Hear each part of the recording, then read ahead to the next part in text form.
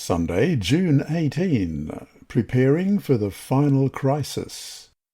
Read 1 Thessalonians 5, 1-6. What admonition does the Apostle Paul give us regarding the last days of human history? 1 Thessalonians 5, beginning at verse 1. But concerning the times and the seasons, brethren, you have no need that I should write to you, for you yourselves know perfectly that the day of the Lord so comes as a thief in the night. For when they say peace and safety, then sudden destruction comes upon them as labour pains upon a pregnant woman, and they shall not escape. But you, brethren, are not in darkness, so that this day should overtake you as a thief. You are all sons of light and sons of day. We are not of the night, nor of darkness. Therefore let us not sleep as others do, but let us watch and be sober. The Apostle Paul urged the believers at Thessalonica to watch and be sober in the context of the second coming of Christ. And if Paul would say that to believers then, what would he say to us today? He also declared that they were children of light in verse 5, and that they were not in darkness, so that this day, the return of Christ, in verse 4, should overtake them as a thief. Jesus used the expression to watch in connection with earnest, heartfelt prayer. He did this in Matthew 24, verse 42, Watch therefore, for you do not know what hour your Lord is coming, and also in Matthew 26, verse 40, Then he came to the disciples and found them sleeping, and said to Peter, Watch, could you not watch with me 1 hour? Watch and pray, lest you enter into temptation. The spirit indeed is willing, but the flesh is weak. To watch is to be spiritually alert. To be sober-minded is to be serious about the times that we are living in and focused on the things that really matter. Ellen G. White adds in Testimonies for the Church, Volume 8, page 28, We who know the truth should be preparing for what is soon to break upon the world as an overwhelming surprise. End of quote. And while it might be a surprise to the world, it should not be a surprise to us. Though we don't know when it will happen, we can see enough to know that it is coming and that now, today, is the day to be ready. Review Daniel 2 and note the sequence of kingdoms that came and went exactly as predicted. What should this teach us about how we can trust that what God says will happen will indeed happen? Let's read Daniel chapter 2. Now in the 2nd year of Nebuchadnezzar's reign, Nebuchadnezzar had dreams, and his spirit was so troubled that his sleep left him. Then the king gave the command to call the magicians, the astrologers, the sorcerers, and the Chaldeans to tell the king his dreams. So they came and stood before the king. And the king said to them, I have had a dream, and my spirit is anxious to know the dream. Then the Chaldeans spoke to the king in Aramaic, O king, live forever. Tell your servants the dream, and we will give the interpretation. The king answered and said to the Chaldeans, My decision is firm. If you do not make known the dream to me and its interpretation, you shall be cut to pieces, and your houses shall be made an ash heap. However, if you tell the dream and its interpretation, you shall receive from me gifts, rewards, and great honour. Therefore, tell me the dream and its interpretation.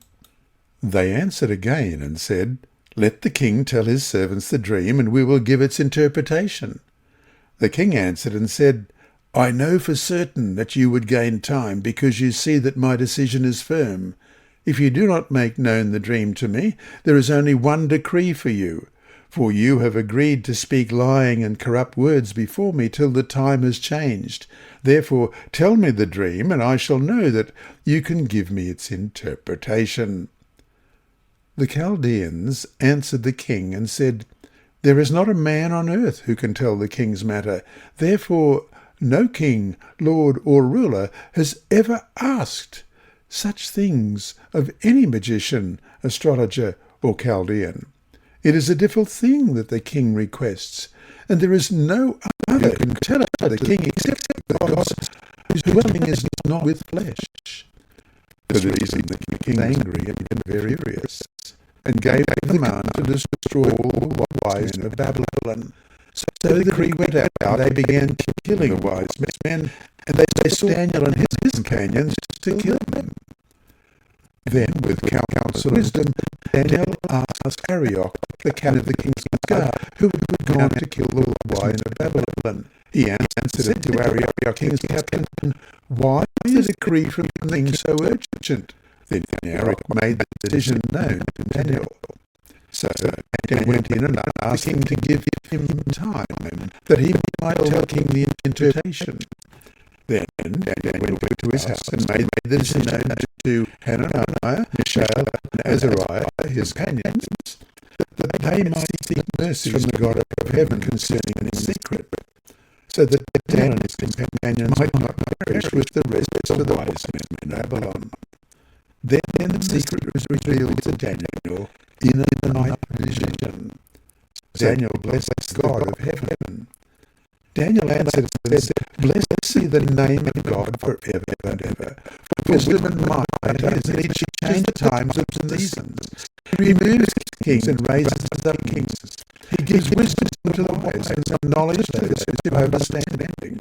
He reveals deep and secret things. He knows what is in the darkness, and light dwells with him.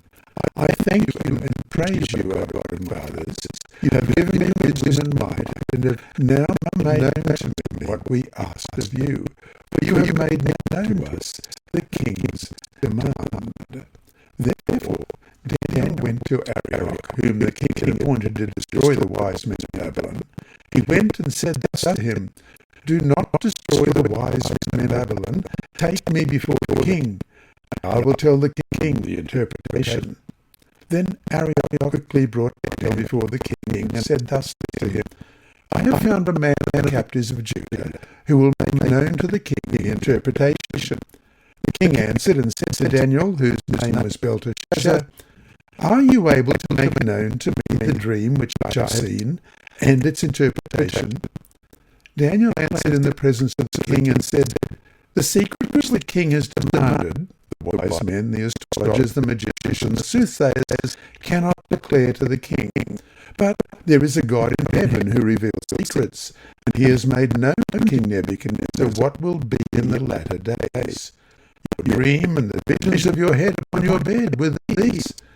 As for you, O king, thoughts came to your mind while on your bed about what would come to pass after this, and he who reveals secrets has made known to you what will be. But as for me, this secret has not been revealed to me, because I have more wisdom than anyone living, but for our sakes who make known the interpretation to the king, and that you may know the thoughts of your heart.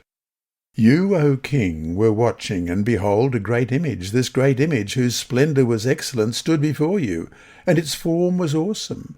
This image's head was of fine gold, its chest and arms of silver, its belly and thighs of bronze, its legs of iron, its feet partly of iron and partly of clay. You watched while a stone was cut out without hands, which struck the image on its feet of iron and clay, and broke them in pieces. Then the iron, the clay, the bronze, the silver, and the gold were crushed together, and became like chaff from the summer threshing floors. The wind gathered them away, so that no trace of them was found. And the stone that struck the image became a great mountain, and filled the whole earth. This is the dream. Now we will tell you the interpretation of it before the king. You, O king, are a king of kings, for the God of heaven has given you a kingdom, power, strength, and glory. And wherever the children of men dwell, or the beasts of the field and the birds of the heaven, he has given them into your hand, and has made you ruler over them all.